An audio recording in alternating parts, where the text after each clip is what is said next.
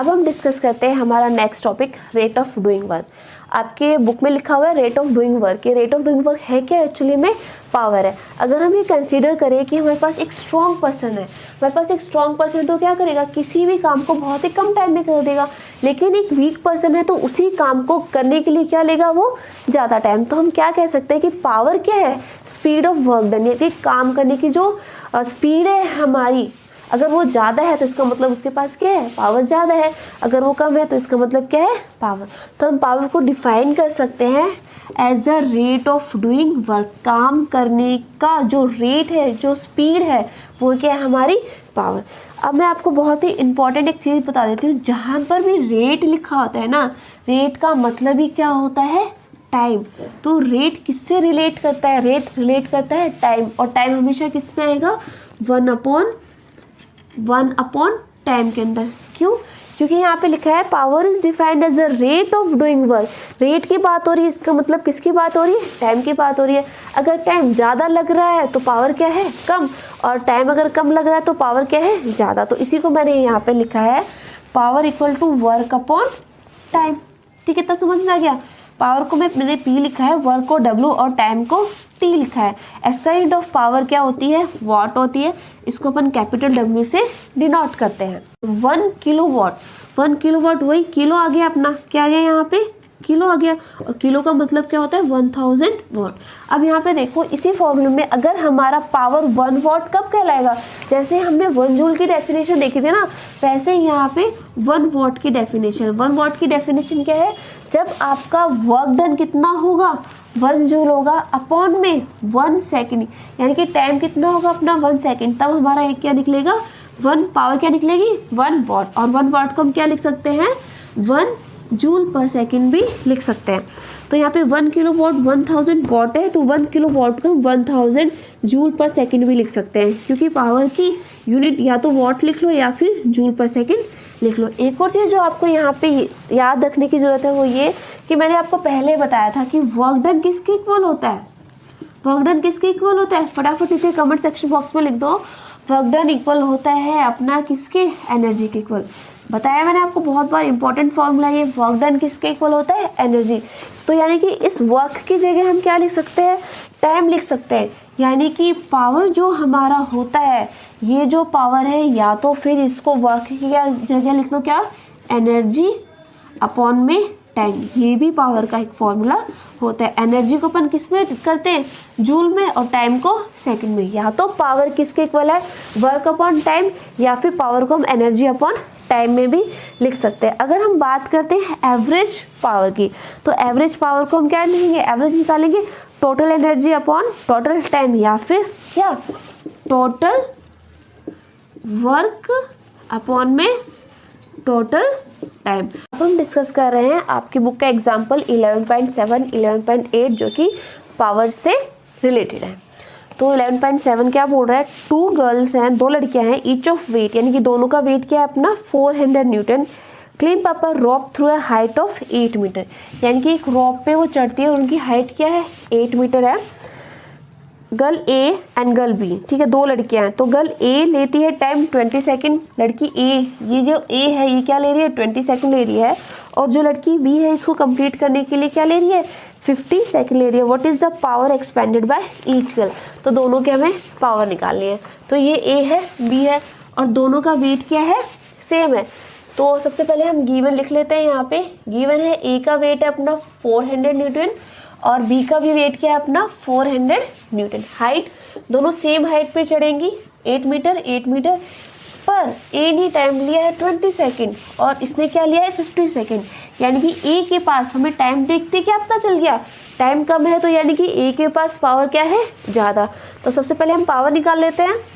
तो पावर का फॉर्मूला लिख लें। पावर क्या होता है अपना, वर्क डन अपॉन में टाइम। यहाँ पे देखो हमें क्या दे रखा है, वेट दे रखा है, और हमें क्या दे रखा है, हाइट। वेट का मतलब क्या दे रखा है, हमें mg दे रखा है, और क्या दे रखा है हमें, हाइट। तो इसका मतलब क्या है, हमारे पास वर्क डन क्या है, mgh। और यहाँ पे जो वर्क डन है इसको हम क्या लिख सकते हैं, पोटेंशियल एनर्जी अपॉन में टाइम।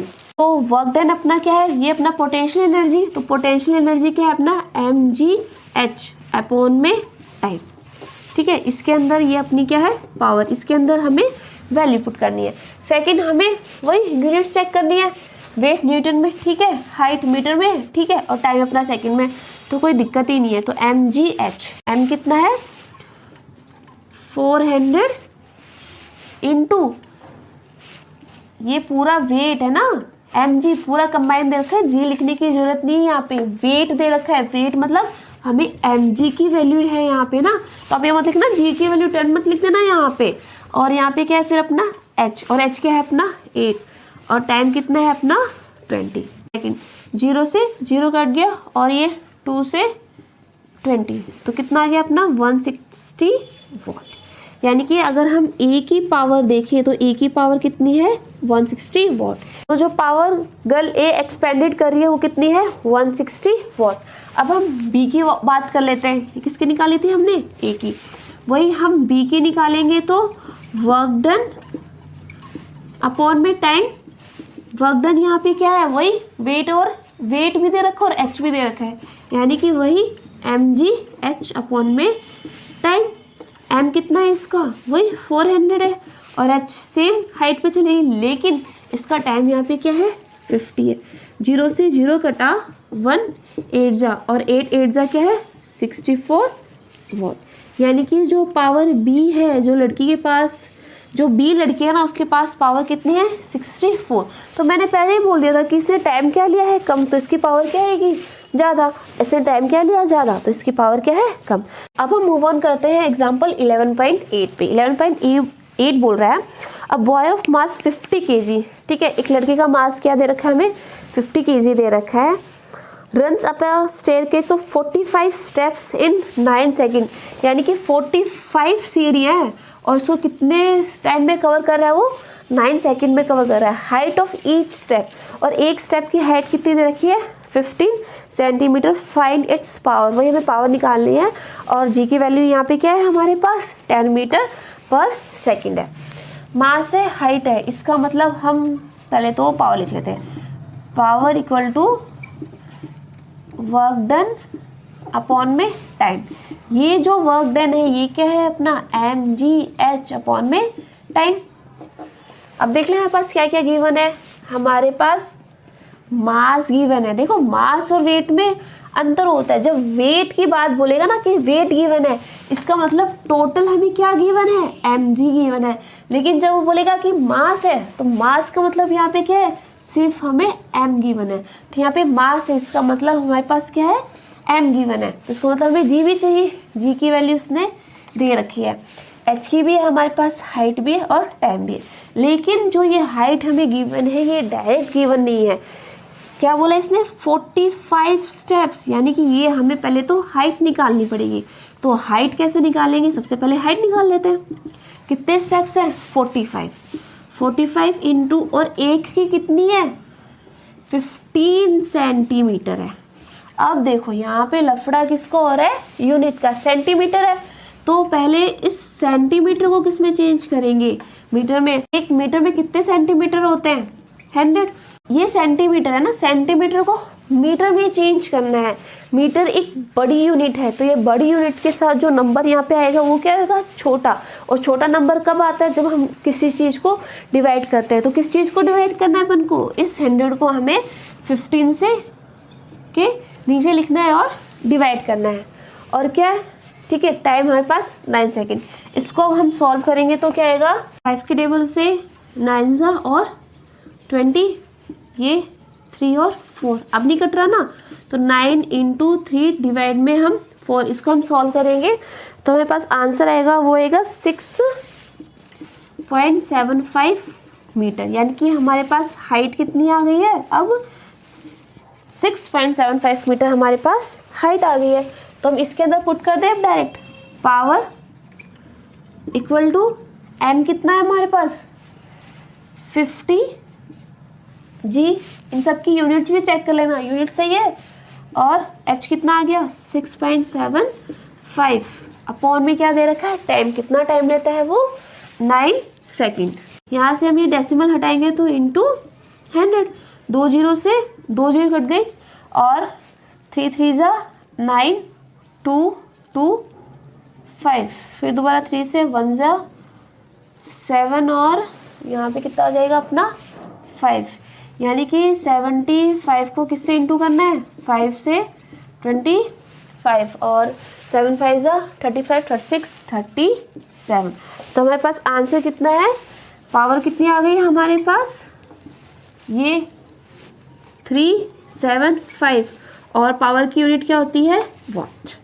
तो किसी भी न्यूमेरिकल को देख के घबराना नहीं है, सबसे पहले हमें क्या लिखना है गिवन, ठीक है, और क्या क्या डाटा हमें गिवन और क्या पूछा है। और सबसे इम्पोर्टेंट बात यह है कि जब वर्क एंड एनर्जी के जो न्यूमेरिकल आएंगे ना, जब भी वो बोलेंगे ना कि वर्क डन निकालो, इसका वर्क डन निकालो, तो क्या पूछ रहे हैं उसकी एनर्जी निकालो। अगर हाइट दे रखी है तो इसका मतलब पोटेंशियल एनर्जी है, अगर वेलोसिटी है तो इसका मतलब वहाँ पे क्या है काइनेटिक एनर्जी।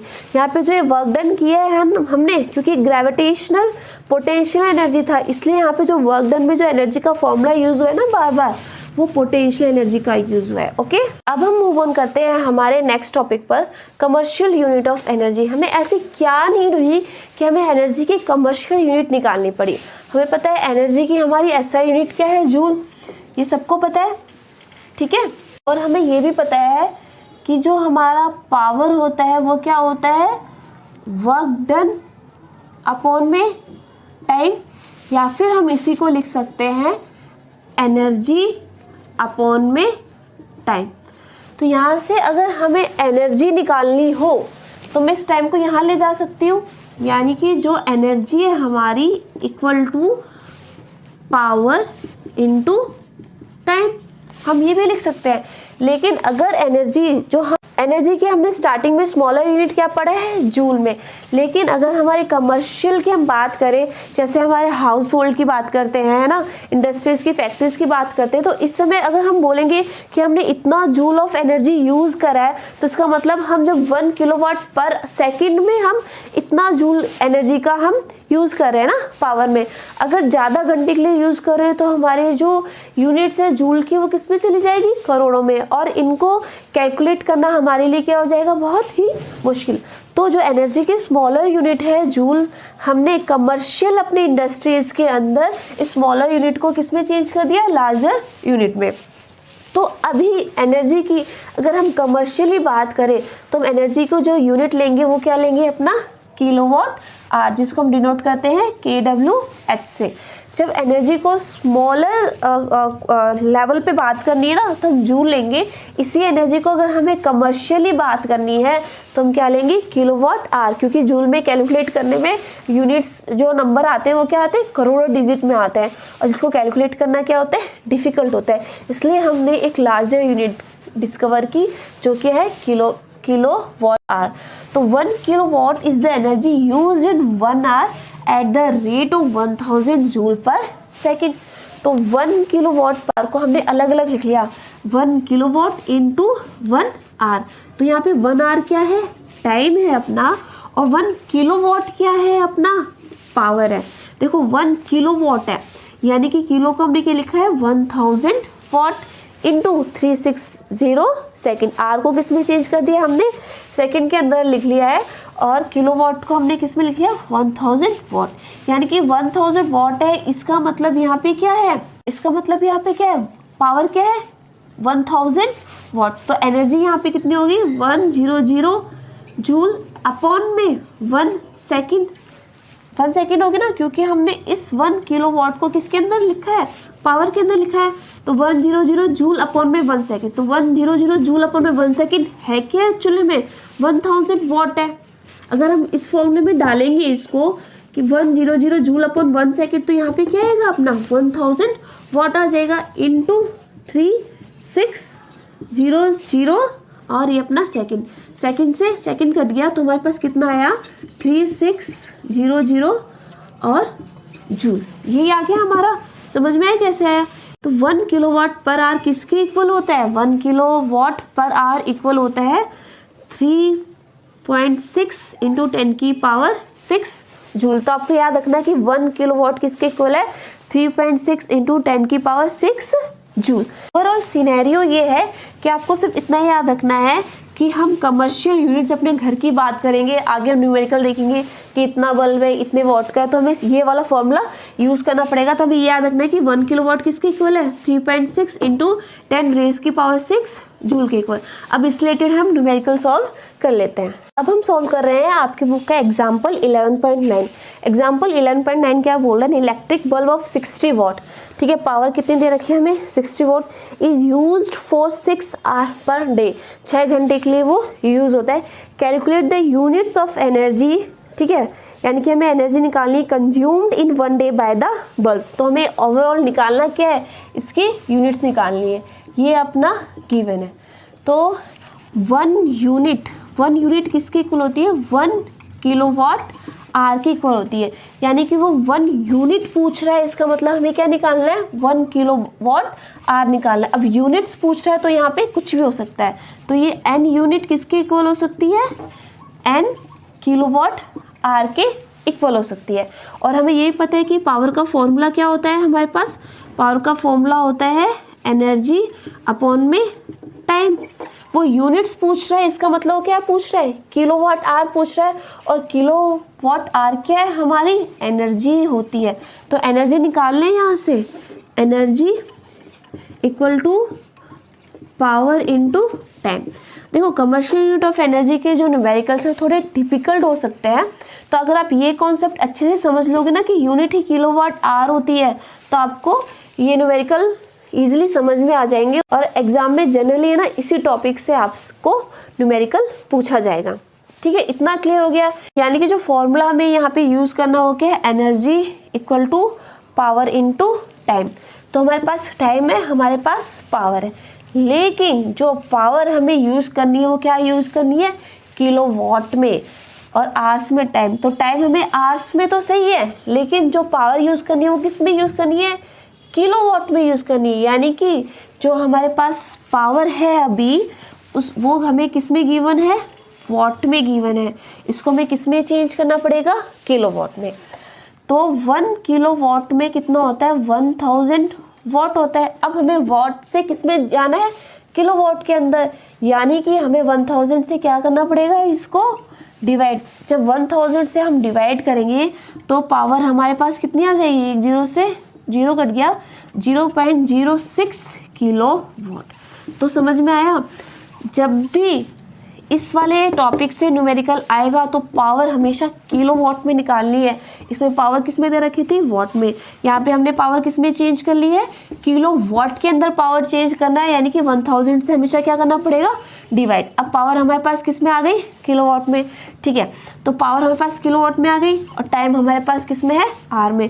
तो डायरेक्ट हम यहाँ पे वैल्यू पुट कर दें, पावर कितनी है हमारे पास 0.06 इंटू टाइम कितना दे रखा है अपने पास 6। सॉल्व कर ले, पॉइंट हटा ले, 1000, तो कितना आ गया 36 और 100 पॉइंट।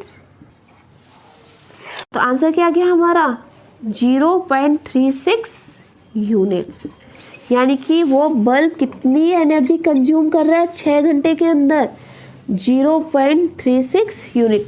अगर आपको मेरी वीडियोस अच्छी लगते हैं तो please like it, subscribe it and share with your friends. अब हम मिलेंगे आपको हमारे नेक्स्ट वीडियो। अगर आपको भी मुझसे कोई पर्टिकुलर टॉपिक या पर्टिकुलर चैप्टर पढ़ना है तो नीचे कमेंट सेक्शन बॉक्स में लिख सकते हैं। एज सुन एज पॉसिबल मैं आपको वीडियो प्रोवाइड करा दूंगी। जब तक के लिए stay healthy and good bye.